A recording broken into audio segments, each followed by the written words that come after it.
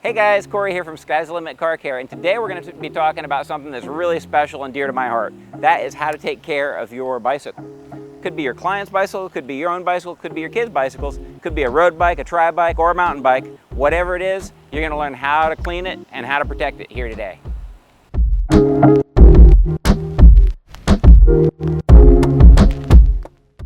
Alright guys, so the first question you're probably asking is, why is Sky's the Limit Car Care talking about bike care? That's really simple. In my case, it's because I love bikes. About 8 years ago, I got into running, and then that naturally took me into cycling and swimming as well. With triathlon comes a tri-bike with the aero bars like you see here, and these are not cheap.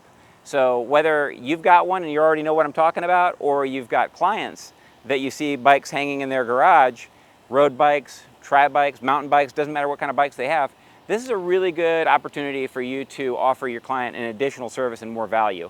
Or if you just want to learn how to take care of your bikes, we're going to go over all of those things today. So when I picked up my bike at the shop, I noticed they had a couple products on the shelves for detailing. Being that I love detailing, I took a look at those products and I started thinking about the different surfaces we have on our bicycle. Obviously, it's the same surfaces as you have on your car. You have rubber, you have plastic, you have metal, you have a painted surface. And so these are all going to be treated the same as my car. So I decided, hey, I'll use the products I already know and the knowledge I already have for detailing automotive vehicles, and I'll use those on my bike. Not only do I have the chemicals, but I obviously have also a detail brush, the easy detail brush, which I can get into the spokes with. I have the Hydro2 Lite, which I can just spray on and rinse off and protect it really quickly.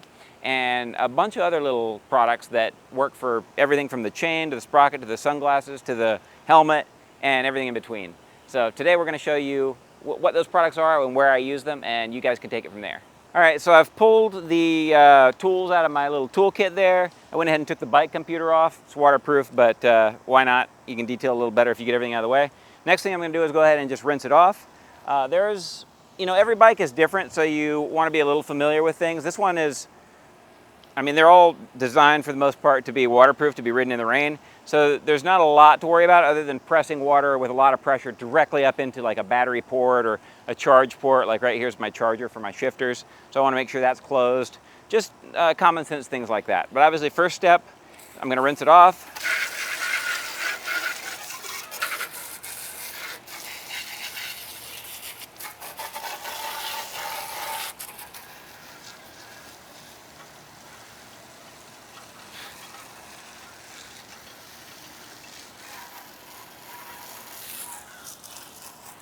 And as far as where you hang this, not everybody has a rack like this. This is actually Alexandra's. Generally what I do when I'm at my house is I have a bike rack on the back of my car, and I just set it right on the bike rack so it's up in the air, the wheels can spin easily, and then I just wash it there. So that's just a cool little tip. Next up, we're going to take our super hot tamale. This we're going to hit everywhere that we have grease. Typically, if you're trying to do a clean on your sprockets and chains, if you're going to be re-greasing them, then I'll spray it on there as well. And a lot of times you'll get some spit in different places from the road of really nastier stuff. So we'll get that on there, get that in the derailleur area. That's really important. You want a nice friction-free derailleur. So if we've got tar, adhesive from your race stickers that are on the back, that's when we're gonna bring out the big guns, and that's obviously CarPro Tarex. For that, I like to just take the nozzle off, apply a little Tarex directly to any cheap microfiber really, as long as it's not something that's going to scratch, and then just give it a little wipe like that, and it's amazing how quickly that'll just pull that adhesive, and even that black mark there is just coming right off. That's still there from my last race, but that'll clean it right up.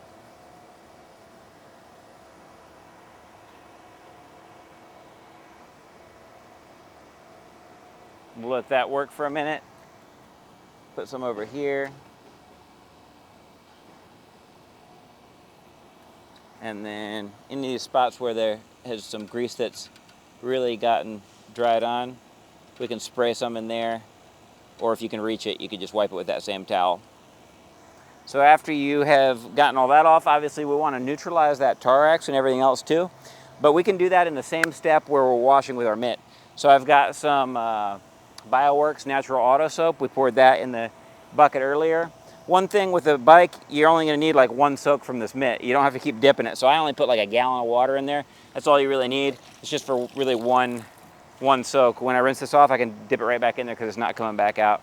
And at this point, I've already sprayed some pre-treat on there, and now I'm just coming in, and anything that doesn't come off with this either needs to get clayed off, or else I need to come back at it. Like, I don't know what that is right there, some kind of sap, but that is really stuck on there. We'll probably come back with Tarex and attack that once we're done. But like I said, we're going to come back here and neutralize the Tarex action over here. That's a very strong product. You don't want that sitting on there longer than it has to. Now that it's removed the adhesive, we can get that. As far as the wheels go, we can just clean the rim like this, and then we're going to come back for the spokes with the Easy Detail brush.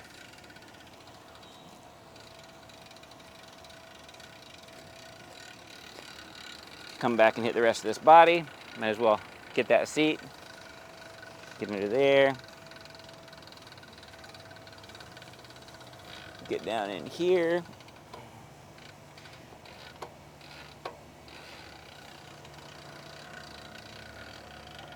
And then I'll flip it over. You can see that's getting dirty. I'll flip it over, and we'll get the rest of the bike with the other side.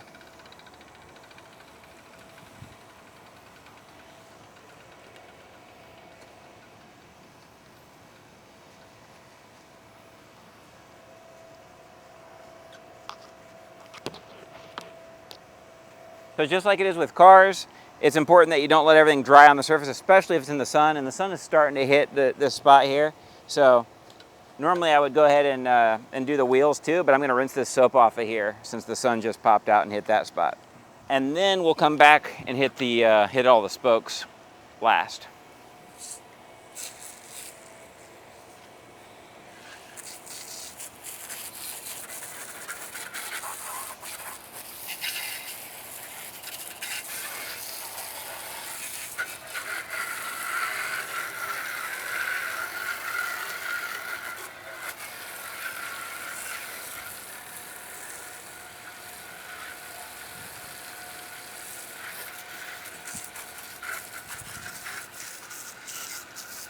So final step, I'm just going to go ahead and hit the brush with a little bit of the Super Hot Tamale. Spray a little directly on the spokes. And what I love about that Easy Detail brush is that I can get into places that I can't get into with any other tool. So I'll just get in there like that. I can get in between the brake pad and the rest of the wheel there, and I can get as detailed as I want to get on these spokes. I'll come back and get this side.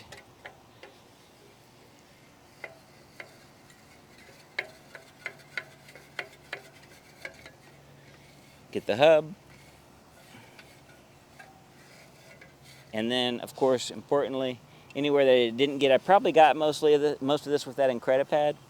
Or sorry, that deli pad, but I probably got most of this with that deli pad, but I'm going to get in there just for good measure, and I definitely was not able to get in here with that deli pad, so this is one of my favorite spots for that brush.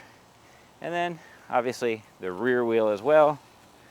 We're going to do the same thing. And to get that wheel in, or that brush in there, I'll just turn the actual wheel and let it pull the brush right in. And then if you really want to get in there any better than that, you got to take the wheel off. It's not too hard, but we're not going to go over that today. Hit the hub and the spokes on this side.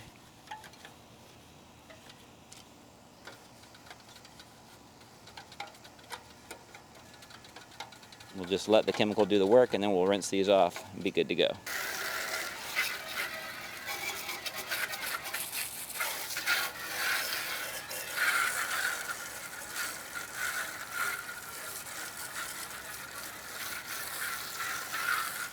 So now that we've got the bike all washed, we've got rid of the tar, the adhesive, everything else, it's time to protect it. Typically, I'm sure you're used to seeing a vehicle, or in this case a bike, dried before you put the protection on it. But the cool thing about two of the products that we're using today is both of them are used while the surface is still wet. In one case, that's the Hydro rust stopper for bicycles. This is going to be used on any raw metal components. Fortunately, on my bicycle, I've only got a couple tiny little components that are susceptible to rust, so we're going to use it on those. but if you have bolt heads, brackets, different things on some other bikes, there's a lot of things that can rust. So this is great for that case. In my case, like I said, just a couple little spots. And then the second product for every other surface on the bicycle is the Hydro2 Lite. If you're not already familiar with this, then it's definitely something you need to check out. We're literally going to spray this on the surface, on every surface, and then rinse it right back off, and it's all going to be protected instantly. First, we'll do the Hyde's Rust Stopper for bikes.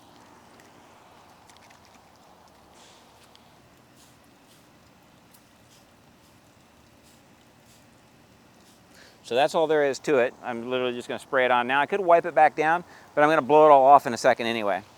So we're going to go ahead and step up to the Hydro2 Lite, and this product we're going to spray on every other part of the surface. I've let that dry too much while I was talking, so I'm going to go ahead and wet the surface again real quick.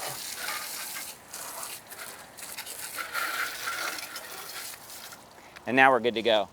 With Hydro2 Lite, it's important to have a wet surface, and you just get your nozzle ready, and you really need much less than you would imagine. It's really this simple. Just a fine spray.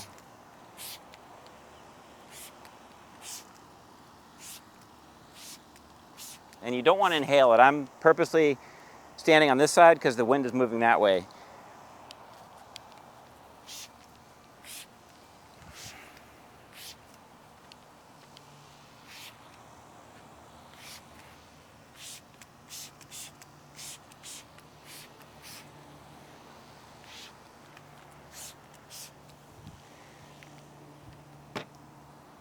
So I probably could have gotten away with using about half of that amount, but as you can see, it was a very small amount as it was. And this part is the cool part. When we rinse that off, it's immediately hydrophobic, protected from UV, dirt, oil, all that stuff is going to come off a lot easier now. And this protection will last for months. As you can see, it's just beading right up all over the surface.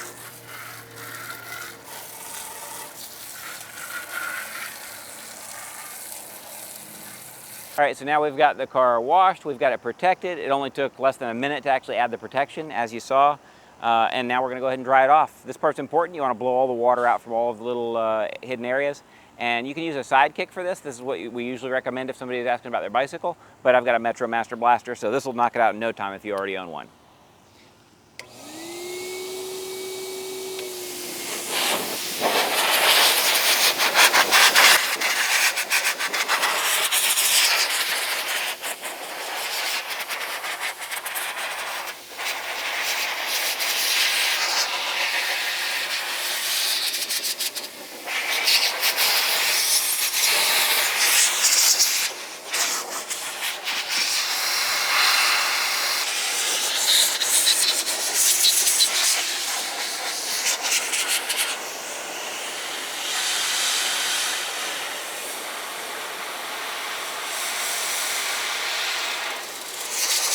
All right, guys, so we've got our bike washed, we've got it protected, we've got it dried, everything's good. As with a car, sometimes you'll notice a couple little spots when you're all done, once it's dry and clean and you can actually see things. And if you run into those spots, just like you use on a bike that's not that dirty, you can use Ultimate Waterless Wash to clean the whole thing, which is a spray and wipe. You can use that same product just to touch up little spots. I already did that on the couple spots that I missed, and now I'm gonna show you the other thing that I use before every bike ride. Same product, and this is the way that I use it. I take my Oakleys and I just pull the nose piece right off of my cycling glasses, and you can see how filthy and how quickly they get filthy. I actually went for a bike ride this morning and I cleaned these before I went out, and they're already just covered in sweat, because when you're going real hard in the aero bars, it's going to start coming out of your helmet and it's just going to drip right down into there. The great thing about the Ultimate Waterless Wash Plus is it's got a polymer in it, and that polymer leaves a little bit of protection on the sunglasses, so they become really hydrophobic. So if you've got those on, you're having a really epic workout and the sweat's pouring in there, it's just draining right back out. So it's not fogging up the glasses, it's not making your visibility difficult.